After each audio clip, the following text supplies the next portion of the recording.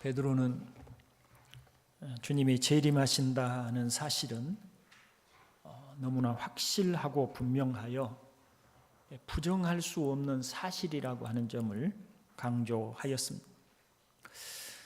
우리 주 예수 그리스도의 능력과 강림하심을 너희에게 알게 한 것이 교묘히 만든 이야기를 따른 것이 아니요, 우리는 그의 크신 위엄을 친히 본 자라고 하였습니다.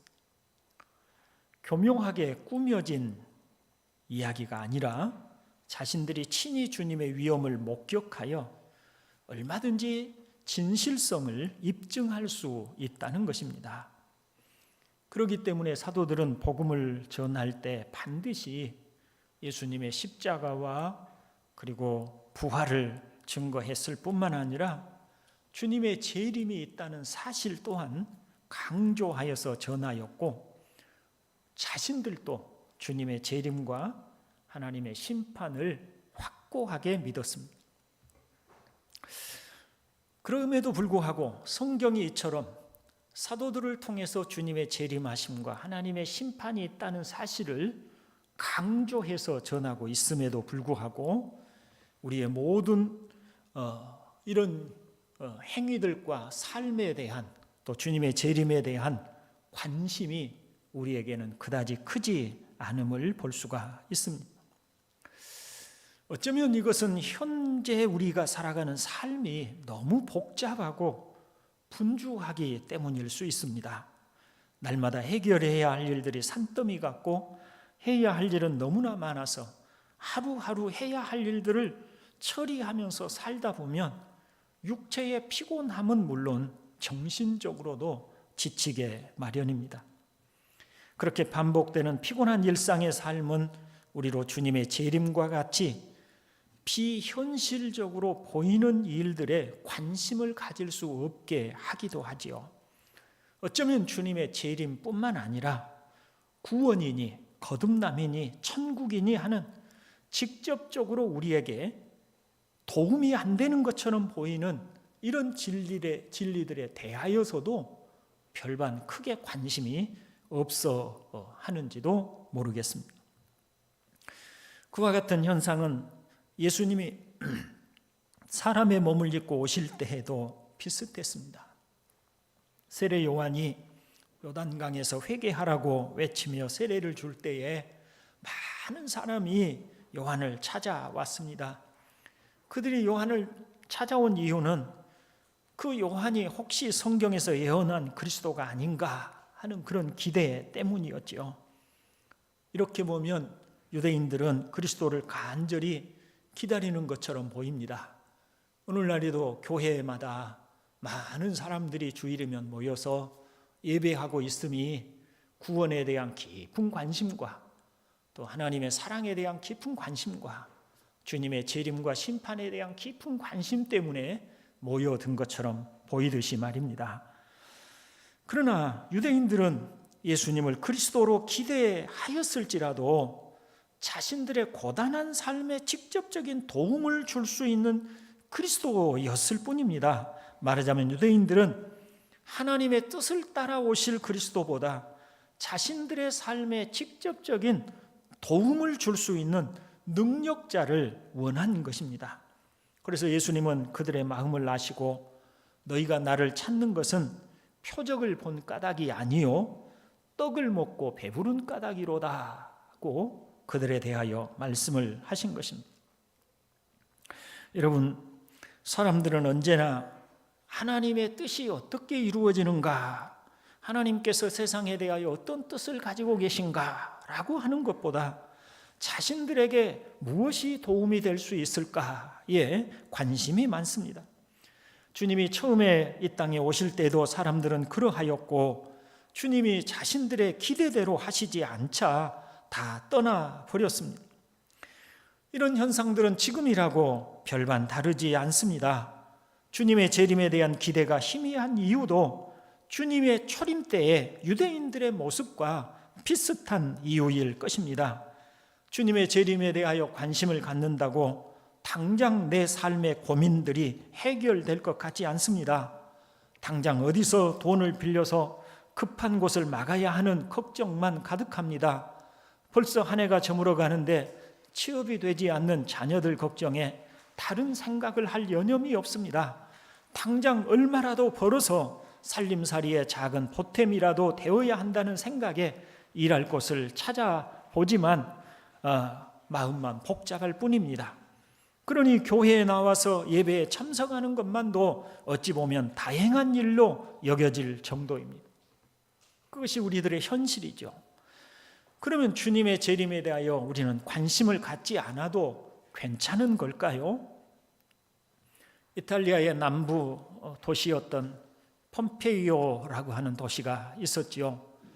주 79년에 인근에 있는 베수비우스 화산이 터져서 온 도시가 화산재에 덮여서 사라졌다가 오랜 후에 발굴이 되었습니다. 도시를 발굴하면서 묻혀있는 사람들의 유골이 나왔지요.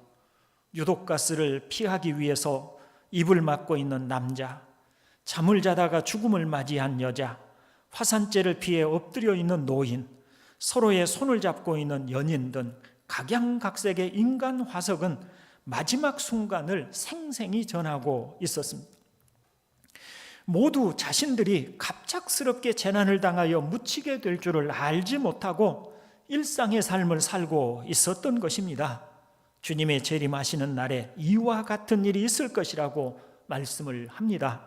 밭에서 일을 하다가 집에서 맷돌을 갈다가 주님의 재림을 맞이하게 될 것이라고 말씀하고 있지요.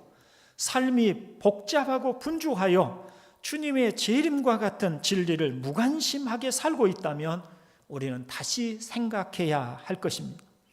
성경은 분명히 주님의 재림과 하나님의 심판에 대하여 확고하게 말씀하고 있기 때문입니다.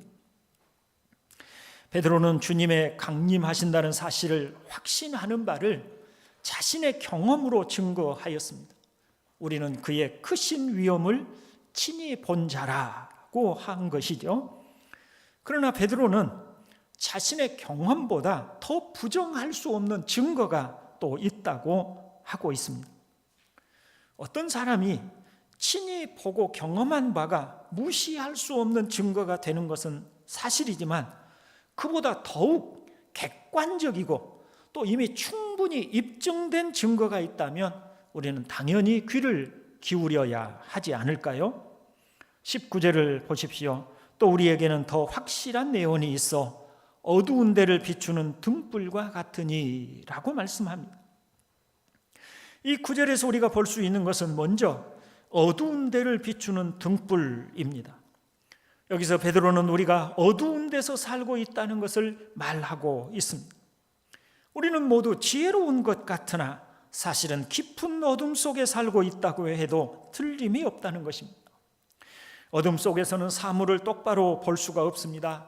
혹 자그마한 빛이 스며들어 있어서 희미하게 무엇을 볼 수 있을지라도 정확한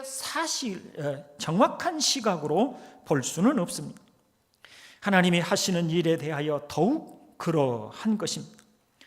주님께서 자신이 재림하여 오실 때 세상의 모습을 이렇게 설명하고 있습니다. 거기 누가복음 17장 26절부터 30절까지를 같이 한번 읽어봅니다. 노아의 때에 된 것과 같이 인자의 때에도 그러하리라. 노아가 방주에 들어가던 날까지 사람들이 먹고 마시고 장가들고 시집가더니 홍수가 나서 그들을 다 멸망시켰으며 또 롯의 때와 같으리니 사람들이 먹고 마시고 사고 팔고 심고 집을 짓더니 롯이 소돔에서 나가던 날에 하늘로부터 불과 유황이 비오듯 하여 그들을 멸망시켰느니라. 인자가 나타나는 날에도 이러하리라. 아멘. 사람들은 노아가 방주를 짓고 있을 때에 날이 짱짱하고 햇볕이 좋은데 도대체 무슨 홍수가 난다고 하느냐며 노아를 비웃었을 것입니다. 그들은 자신들이 지혜로운 줄 알았습니다. 노아가 미련하고 어리석은 줄로 생각을 했지요. 결코 홍수와 같은 심판이 임할 것이라고 전혀 생각하지 않았습니다. 그러므로 평소와 다름없는 일상의 삶을 살았던 것입니다. 먹고 마셨으며 장가 들고 시집 갔습니다. 그리고 하늘에서 물폭탄이 터지고 땅에 깊은 샘이 터져 그들이 다 죽어갈 때에야 자신들의 생각이 틀렸음을 알게 되었다는 것입니다. 롯의 때에도 마찬가지였습니다. 하나님의 천사가 와서 소돔에 하나님의 심판이 있다고 말씀하였어도 그들은 믿지 않았습니다. 그들 또한 노아 시대 사람들처럼 먹고 마시며 물건을 사고 팔며 집을 지었습니다. 그리고 한 사람도 예외 없이 멸망을 당하였습니다. 이러한 역사적인 사실들이 분명하게 반복되어 있음에도 불구하고, 또 그것이 성경에 기록되어 오늘 우리에게 들려지고 있음에도 불구하고, 지금도 사람들은 하나님의 심판과 주님의 재림을 좀처럼 실감 있게 받아들이려고 하지 않습니다. 여전히 우리의 관심은 먹고 마시는 일과 시집가고 장가가는 일이며 집을 짓고 물건을 사고 파는 일에만 몰두하여 살고 있는 것이 현실입니다. 이런 일은 주님이 오시는 날까지 계속될 것입니다. 모두가 다 깊은 어둠 속에 살고 있으니 바른 것을 알지 못하고 우둔하게 되었기 때문입니다. 그런 우리 인간들의 상태를 사도 바울은 이렇게 말을 하지요. 하나님을 알되 하나님을 영화롭게도 아니하며 감사하지도 아니하고 오히려 그 생각이 허망하여지며 미련한 마음이 어두워졌나니 스스로 지혜 있다고 하나 어리석게 되어 썩어지지 아니하는 하나님의 영광을 썩어질 사람과 새와 짐승과 기어다니는 동물 모양의 우상으로 바꾸었느니라고 하였습니다. 미련한 마음이 어두워져서 어리석게 된 것입니다. 미련한 마음이 어두워져서 어리석게 됨으로 하나님께서 진리를 말씀하셨고 하나님이 이렇게 확고한 사실들을 증언하여 주셨음에도 불구하고 믿지도 않고 받아들이지도 않고, 혹 믿는다고 하여도 그것이 그저 막연하게 믿는다고 생각할 뿐이지 확고하게 곧 우리에게 닥칠 수 있는 일로, 현실성 있는 일로 받아들이지 않고 있다는 것입니다. 그러므로 마땅히 하나님께 돌려드려야 할 영광을 사람이나 그 밖의 세상 일들에만 관심을 두고 살고 있는 것입니다. 그러나 그리스도 안에서 구속함을 받고 형제된 여러분들이요, 성경의 말씀은 사사로이 주어진 것이 아님을 아셔야 합니다. 모두 성령의 감동으로 되어진 말씀들이며 하나님의 입에서 나온 진리의 말씀인 것입니다. 그러나 사람들이 어둠에 살고 어리석고 미련하여짐으로 하나님의 말씀에 귀를 기울이지 않는 것일 뿐입니다. 하나님은 한없이 인자하시고 오래도록 참으시며 인내하시지만 심판을 작정하시면 철저하게 그리고 분명하게 심판하십니다.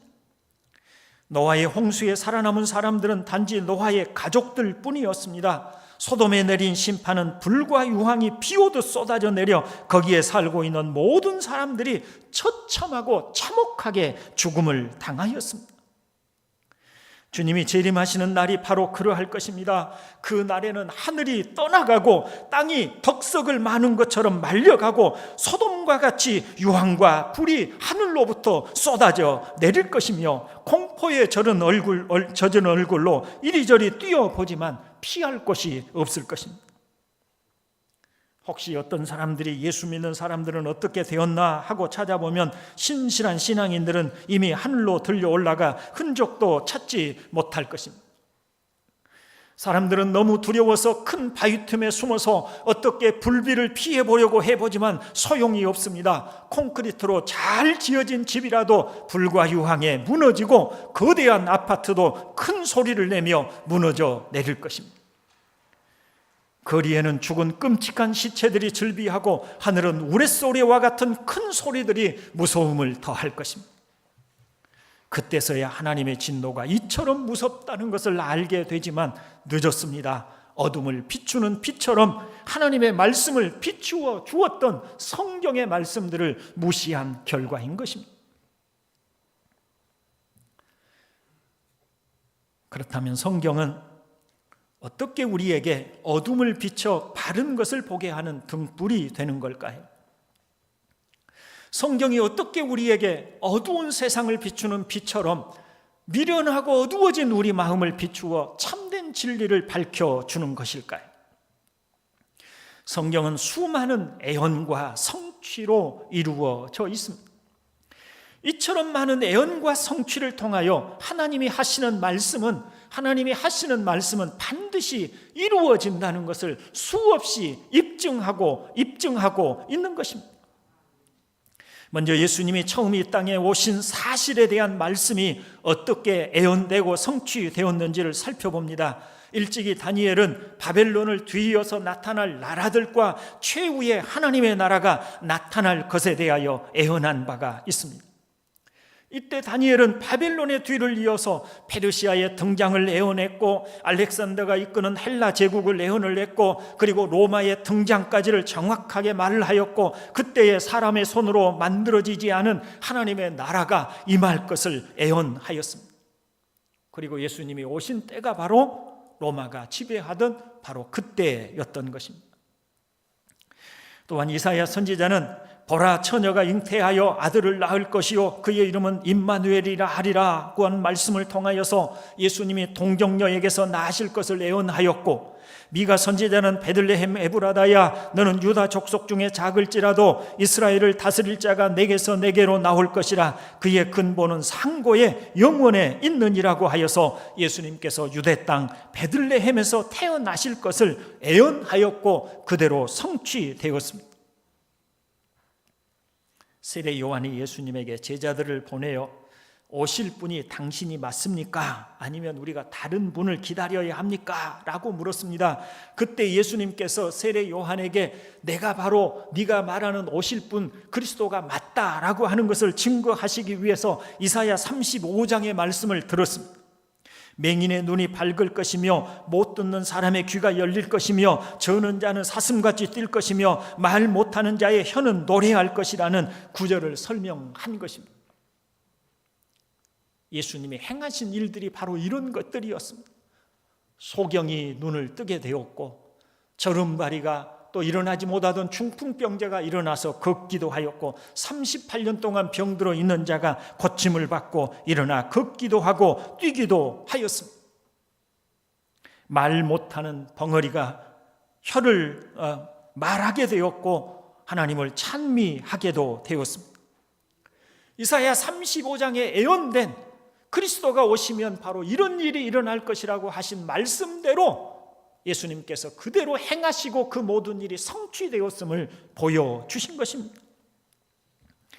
이뿐 아니라 우리의 아픔과 질병을 짊어지시는 주님의 종에 대한 애언으로 이사야 53장에 우리의 병을 짊어지셨다는 말씀이 있다는 것도 알아야 할 것입니다. 스가랴 선지자는 그리스도께서 나귀 새끼를 타고 입성할 것을 애언하였습니다. 그리고 더 나아가서 성령의 오심 또한 요엘 선지자를 통해서 이미 말씀하신 대로 이루어진 이름을 성경은 분명하게 가르쳐 줍니다. 여러분 보십시오. 주님이 오심, 심지어 그 베들레헴이라고 하는 작은 마을에서 태어나실 것까지, 그리고 주님이 처녀의 몸에서 나실 것까지, 그리고 주님께서 나귀 새끼를 타고 입성하실 것까지 하나하나 상세하게 성경은 애언하였고, 그리고 예수님을 통해서 그 모든 애언들이 이루어지고 성취된 것입니다.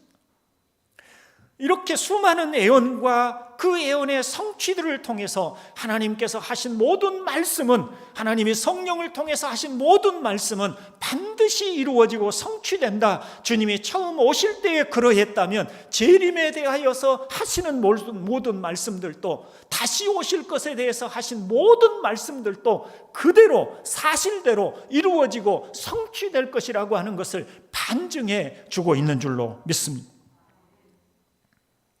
사랑하는 여러분, 하나님은 이미 창세기 3장에서부터 여인의 후손으로 오실 분이 구원자가 되실 것을 알려주셨고, 이스라엘의 출애굽을 통해서 죄의 노예가 된 우리가 전적인 은혜로 구원을 받아 하나님이 주실 땅에 들어가게 될 것을 가르쳐 주셨습니다. 하나님은 양과 소의 속죄하는 제사를 통해 그리스도가 우리의 죄를 대속하심으로 죄사함을 주실 것을 미리 가르쳐 주셨습니다. 보십시오. 성경은 하나님께서 죄인된 우리를 어떻게 구원하여 하나님의 자녀로 삼으시고 천국을 기업으로 주실 것인지를 여러 모양으로 여러 부분으로 가르치고 또 알려주셨습니다. 그러니 주님이 재림하신다는 성경의 말씀이 반드시 이루어진다는 사실을 이보다 더 분명하고 확실하게 증거할 것이 어디가 있겠습니까? 그래서 베드로는 우리에게는 더 확실한 예언이 있어 어두운 데를 비추는 등불과 같다라고 말을 하고 있는 것입니다. 여러분, 주님이 재림하신다는 말은 교묘히 만든 이야기가 아닙니다. 속임수도 아니며 사사로이 하는 말도 아닙니다. 오직 성령의 감동을 받은 사람들이 하나님께서 주신 말씀을 받아서 말을 한 것입니다. 그러니 아무리 우리가 생활이 바쁘고 힘들어도 성경이 하시는 말씀에 귀를 기울여야만 할 것입니다. 만일 우리에게 다가올 분명한 미래를 생각하지 않는다면 그것은 어리석은 사람이 되겠지요. 주님이 이런 어리석은 사람을 비유로 말씀을 하셨습니다. 한 농부가 자신이 곧 죽을 줄도 모르고 농사가 풍년이 들었다고 이제는 먹고 마시고 즐기자고 할 때 어리석은 자여, 오늘 밤에 내 영혼을 도로 찾으리니 그러면 네가 준비한 것이 누구의 것이 되겠느냐라고 하신 것입니다. 돈을 벌어서 생활비 보태야지요. 노후를 위한 저축도 하셔야지요. 자녀들 뒷바라지도 하셔야지요. 직장에서 주어진 일 잘해서 인정도 받아야지요. 그러나 더욱 중요한 것은 하나님이 하실 일, 주님이 재림하시고 심판하시는 일이 있음을 우리는 분명히 기억하여야만 할 줄로 믿습니다. 이제 왜 성경을 신뢰하여야 하는지를 설명하도록 하겠습니다. 본문 20절로 21절입니다. 같이 한번 읽어봅니다. 먼저 알 것은 성경의 모든 예언은 사사로이 풀 것이 아니니 예언은 언제든지 사람의 뜻으로 된 것이 아니요 오직 성령의 감동하심을 받은 사람들이 하나님께 받아 말한 것임이라. 아멘. 자, 우리가 성경을 신뢰하고 믿어야 함은 성경의 모든 말씀은 인간들이 사사로이 기록한 내용이 아니라는 것입니다. 어떤 특별한 능력을 가진 사람들이 자신들이 깊은 묵상, 명상을 통해서나 혹은 자신들의 그 가지고 있는 지혜나 생각을 통해서나 혹은 자신들의 삶에서 깨달은 내용들을 기록하여 놓은 것이 아니라는 것입니다. 예언은 언제든지 사람의 뜻으로 낸 것이 아니요라고 하였습니다. 성경은 오직 성령의 감동하심을 받은 사람들이 하나님께 받아 말한 것이라고 말씀을 합니다. 여기서 그 감동하심이라고 하는 단어가 있는데 이것은 무엇을 따라 옮겨지다, 무엇을 따라 쫓기다 라고 하는 뜻입니다. 이 말을 아주 사실적으로 표현해주고 있는 그런 내용이 있는데요. 사도행전에 보면 바울이 로마로 갈 때에 유라굴로라고 하는 태풍이 불게 됩니다. 선장은 그 태풍을 도무지 이길 수가 없어서 먼저 배에 있는 물건들을 다 바닷속에 던져서 배를 가볍게 하고 어떻게 하든지 그 태풍의 위기를 넘겨보려고 애를 쓰지요. 그럼에도 불구하고 도무지 그 풍랑을 이겨낼 도리가 없습니다. 그래서 나중에는 아예 포기하고 배에 키를 놓아버립니다. 바람의 물결이 흔들리는 대로, 바람이 부는 대로, 풍랑이 치는 대로 배가 마음대로 움직이도록 내버려 둡니다. 이게 바로 바람에 쫓겨라고 할 때와 같은 단어가 바로 성령의 감동하심이라는 단어예요.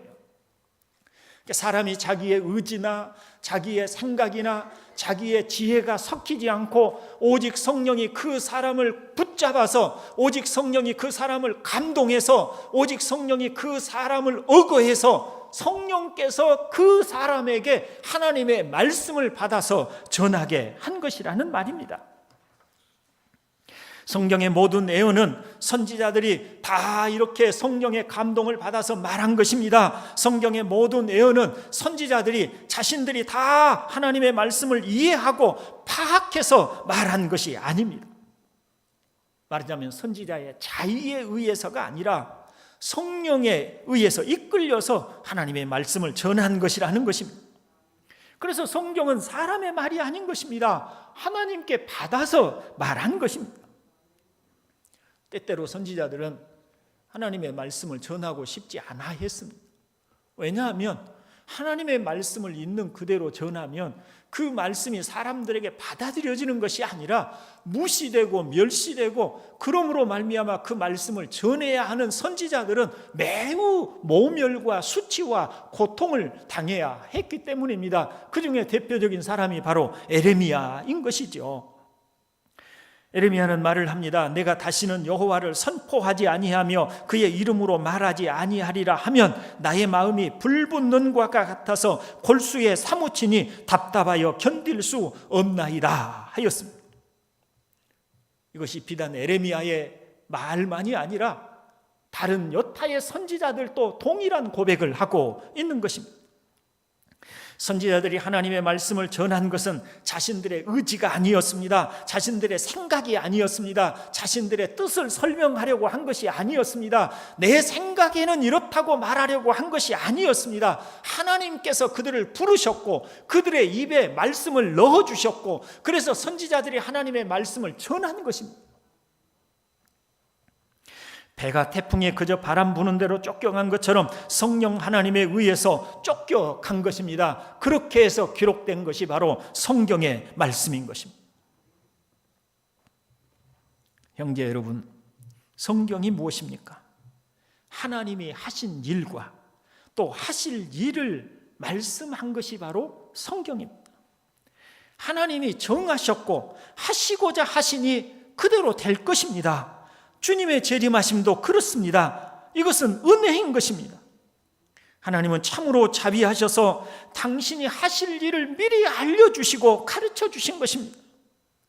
우리가 정신없이 바쁘고 경황이 없어서 주님이 영광 중에 재림하시고 우리의 모든 행위를 따라 심판하실 일이 있음에도 전혀 알지 못하고 준비되지 못하여서 멸망하지 않도록 자세히 그리고 상세하게 가르쳐 주신 것입니다. 앞으로 세상 끝날에는 이런 일이 있을 것이다, 이렇게 하신 것이에요. 그러니 주님이 우리에게 이렇게 직접 세상 끝날에는 이런 일이 있을 것이다 라고 말씀을 하셨다면 그 말씀은 그대로 이루어지게 되는 것입니다. 아마 주님이 우리를 향해서 직접적으로 말씀을 하신다면, 오늘 이 자리에서 아마 주님이 우리에게 오셔서 말씀하신다면 이렇지 않겠어요? 많이 바쁘지? 그러나 아무리 바빠도 하나님이 세상을 심판하실 일이 작정하셨으니 그날을 준비해야 하지 않을까? 사랑하는 자야, 왜 당장 발등에 떨어진 불만 보고 있느냐? 더 큰 심판, 최후의 심판이 있는데 왜 그것을 보지 못하느냐? 내 말이 믿어지지 않으면 성경을 봐라. 하나님이 하신 말씀이 한 번이라도 이루어지지 않은 것이 있었는지, 아마 우리 주님은 이렇게 우리에게 말씀을 하실 것입니다. 노아의 홍수 때처럼 시집가고 장가가며 소돔처럼 집을 짓고 물건을 사고 파느라고 정신없이 지내다 주님의 재림과 심판이 불현듯 있게 되면 후회해도 소용이 없을 것입니다. 베드로는 주님이 재림하신다는 말씀은 교묘하게 꾸며낸 이야기가 아니라 하나님이 하신 말씀이고 약속이라고 말해주고 있습니다. 어두운 데를 비추는 등불처럼 하나님은 지금 저를 통해 이 예언의 말씀을 밝혀주고 있음 또한 받으시기를 주의 이름으로 축원을 드립니다. 부디 샛별이 여러분의 마음에 떠올라서, 다시 말하면 주님이 여러분의 마음 속에 이 주님이 다시 재림하시고 세상을 심판하신다는 이 말씀이 깨닫도록 여러분의 마음에 샛별이 주어져서 그 말씀을 다시 주의 깊게 듣고, 그래서 주님의 재림하시는 날이 오게 되면 내가 어떻게 그 날을 맞이할까, 내가 어떻게 그 날을 준비할까, 다시 한번 되새기고 다시 한번 우리의 마음을 새롭게 하는 그런 기회가 될 수 있기를 주의 이름으로 간절히 바랍니다. 사실 베드로가 이 편지를 쓰고 있는 이 시기에, 앞에 이미 베드로후서를 시작하면서 말씀을 드렸지만, 주님이 오신다는, 재림에 오신다는 약속의 말씀을 사도들로부터 듣고, 그래서 늘 주님이 이제나 오실까 저제나 오실까 준비하며 기다리다가 그 주님은 오시지 않고 너무나 많은 핍박과 박해를 통해서 어쩔 수 없이 자신들의 고향에 있지 못하고 갑바도기아로 또 소아시아 각지로 뿔뿔이 흩어져 갈 수밖에 없었고, 그 뿔뿔이 흩어져서 주님의 오심을 또 기다려 보았지만 여전히 오지 않는 주님 때문에 그들의 마음이 시험에 들고 흔들려서 내가 이 믿음을 끝까지 붙들어야 하는 것인지, 내가 이 믿음을 가지고 주님의 재림하심을 기다려야 하는지 의문스러워하고 있는 바로 그 성도들에게 베드로가 쓰고 있는 이야기인 것입니다. 이것은 교묘하게 꾸며낸 이야기가 아니다. 나중에 보면 주님의 시간은 우리의 시간과 달라서 주님의 우리의 천년이 하루와 같은 그런 주님의 시간임을 말씀을 하면서 이 주님의 재림하신다는 이야기는 결코 꾸며낸 얘기가 아니다. 우리는 주님의 위엄을 친히 보았다. 그렇게 하면서 그들에게 주님의 재림하심이 너무 분명하고 확실한 사실이니 아무리 주님의 재림이 더디게 올지라도 또 우리의 마음속에 여러 가지 의심이 들지라도 그것에 흔들리지 말고 주님이 다시 오신다는 사실을 분명히 기억하고 그 믿음을 붙잡아야 할 것을 설명하고 있는 것이 바로 이 베드로 후서인 것입니다. 그러니 오늘 우리에게도 이 말씀이 얼마나 필요한 말씀일까요? 사실 저와 여러분 안에 얼마나 주님의 재림하심에 대한 기대가 있습니까? 얼마나 주님이 재림하실 것에 대한 간절한 소망이 있습니까? 주님이 재림하실 것에 대한 믿음이 얼마나 우리에게 있습니까? 우리 또한 얼마나 우리의 마음이 희미해지고 또 막연해지고 또 마치 주님의 재림하심이 없을 것처럼 꿈속의 일처럼 그렇게 여겨지는 그런 경향들이 우리에게 있습니까? 그러나 베드로의 말을 따르면 그렇지 않습니다. 비록 이 말씀이 벌써 2000년이 흐르는 동안에 주님의 재림하심이 없었다 할지라도 이 말씀이 결코 꾸며진 이야기도 아니고 하나님의 시간은 우리의 시간과 다를 뿐이지 주님의 재림하시고 심판하신다는 사실이 결코 없는 이야기가 아니고 꾸며된 이야기도 아니고 누군가가 만든 이야기도 결코 아니고 하나님께로부터 받아서 선지자들이 우리에게 가르쳐주고 말씀해 주신 것임을 알아야만 할 것입니다. 그러므로 오늘 우리 시대에 깨어 있어야 하고 주님이 언제라도 재림에 오시면 아멘 어서 오시옵소서라고 맞이할 수 있는 그런 저와 여러분 되실 수 있기를 다시 한번 주의 이름으로 축원을 드립니다. 아멘. 자비로우신 우리 아버지 하나님 감사합니다.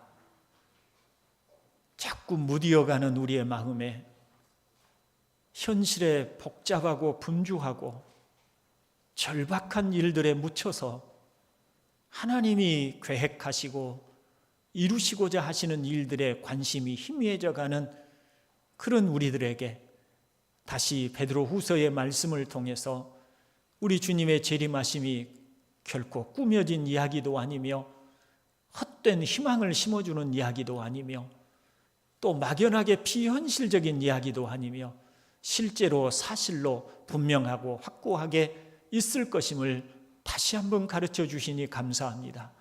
아버지 하나님 저희들 깨어있게 하여 주시옵소서. 저희들의 마음에 빛을 비춰 주시옵소서. 우리 마음이 어두워서 미련하여지고 그래서 깨닫지 못하는 둔한 마음들이 되지 않게 하여 주옵소서. 깨어서 우리 하나님의 말씀을 듣게 하시고 아버지 하나님 하나님의 말씀에 대한 확신을 가지고 주님의 오심을 준비하고 기다리는 저희들 되게 하여 주옵소서. 우리 구주 예수 그리스도의 이름으로 기도드리옵나이다. 아멘. 간단하게 교회 소식을 말씀을 드립니다. 오늘